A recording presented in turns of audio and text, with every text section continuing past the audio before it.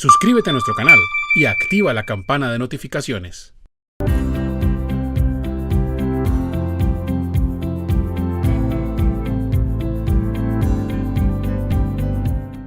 ¿Cuáles son las fases que deben llevarse a cabo para realizar la medición del riesgo en la segunda etapa del SAGRILAF? Ok, esta es una de las preguntas que pues, les comentaba. No tiene que ver propiamente con revisoría, pero le vamos a dar el enfoque de revisoría fiscal. Bien, entonces vamos a irnos empapando un poco más con el tema de SAGRILAF, tema que nos compete a todos como revisores fiscales, no lo podemos olvidar. Entonces, para ello, un pequeño resumen. Entonces, cuando las empresas están adoptando un sistema de gestión de riesgo de lavado de activos, financiación de terrorismo en el sector real, que es lo que conocemos como SAGRILAF. ¿Listo? Hay unas etapas. Aquí voy a presentar 6. A veces se pueden condensar en 5. ¿Bien? Pero básicamente es diagnóstico, primera etapa. Se tiene que hacer un diagnóstico, identificar cuáles son esos factores generadores de riesgos. ¿Listo? Que pueden, dependiendo de la compañía, de la industria. Después vienen identificación de riesgos y medición de los riesgos, que esta a veces se une en una. ¿Listo? Entonces, diagnóstico, identificación y medición de los riesgos. Adoptar controles, es lo que en este momento tienen que estar haciendo las compañías si no lo han hecho, o ya tienen que haberlo hecho desde hace mucho rato. Entonces, hacen el diagnóstico, bueno, ¿cómo estoy en cumplimiento de medición? ¿Qué tan vulnerable soy? ¿Dónde están los principales factores que pueden generar que algo salga mal? ¿Qué riesgos pueden haber? Siempre preguntándome qué puede salir mal, qué puede pasar, ¿cierto? Medimos los riesgos, adoptamos controles en las compañías, capacitamos a las personas. Esto no se trata de un oficial de cumplimiento, no se trata de revisor fiscal o el representante legal únicamente. Esto es de todos pensando que nuestra compañía puede ser vulnerada en temas de lavado de activos y esto puede afectar reputacionalmente, acabar con nuestro negocio mucho más rápido de lo que pensamos. Entonces necesitamos capacitar a todo el mundo y documentarlo, dejarlo documentado y hacerle seguimiento, que es la última, que es monitoreo. Entonces, en estas etapas es la que nos preguntan, perdón, y está aquí, me voy a centrar en la 2 y 3, identificación de riesgos. ¿Listo? Voy a permitirme leerlo. ¿Cuáles son las fases que debe llevarse a cabo para realizar la medición del riesgo en la segunda etapa del SALAF? Entonces, vamos a hablar de esas fases. ¿Listo? Entonces, aquí está. Primero, identificar los riesgos que vamos a tener en cuenta.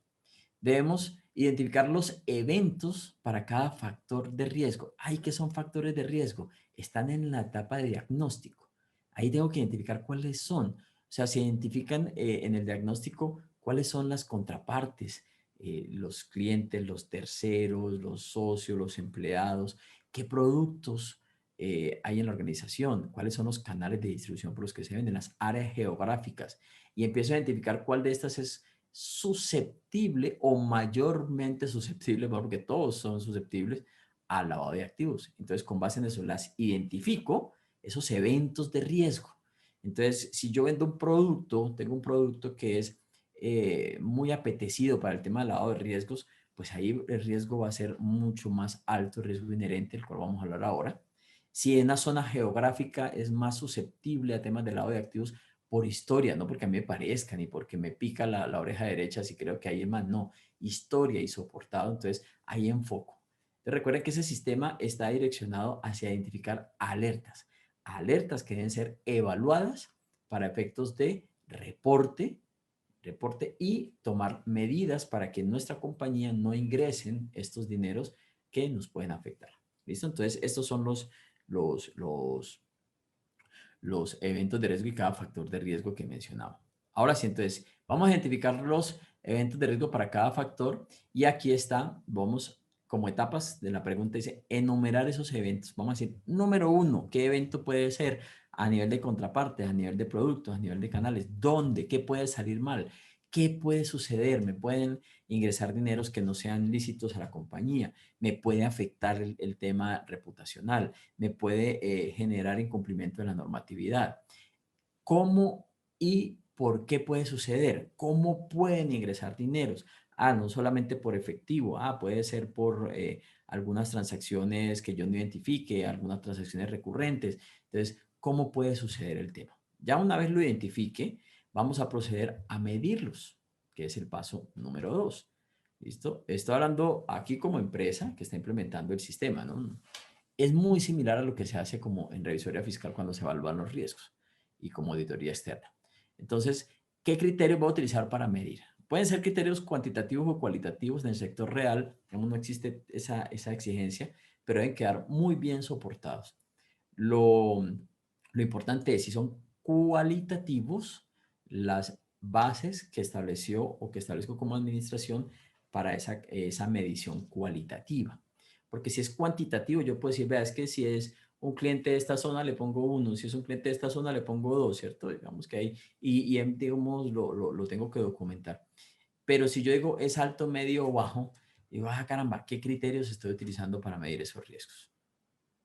Entonces, esos criterios se utilizan para básicamente establecer la probabilidad de que ocurra, de que un riesgo deje de ser riesgo y empiece a materializarse ya. ¿Listo? Eh, y me baso en la experiencia que tenga la industria, la misma empresa, en expertos que valoren riesgos. En la historia me sirve mucho para mirar si ha sucedido e información publicada. La casuística es muy importante. Entonces, si mi empresa ya, si mi sector ha sido ya víctima de estos temas, entonces tengo que ir mirando cómo lo han hecho, qué ha sucedido, me empapo de esto. No es que eso nos pasó. El primer error que uno comete en estos temas de implementación de estos sistemas de autocontrol es creer que no le va a pasar a uno. Y oh, sorpresa cuando pronto se da cuenta que ya le pasó, que ya le pasó. Entonces, en esa implementación vamos a determinar esos criterios, la probabilidad y el impacto. Y aquí es donde viene el tema de lo que le mencionaba. Le ponemos números, los cuantificamos o lo hacemos subjetivamente. Impacto, daño, ¿qué daño puede generar sobre la empresa? Si es bajo, amonestaciones y sanciones moderadas. Si es medio, sanciones ya estrictas, puede ser pecuniaria, pero baja, ¿cierto? Mala imagen, perjuicios que puedan generar terceros. Alto, inhabilidad de poder continuar. Entonces, el tema de negocio en marcha puede ver afectado. El desprestigio, una empresa puede quebrar por un tema de desprestigio de este talante. ¿Bien?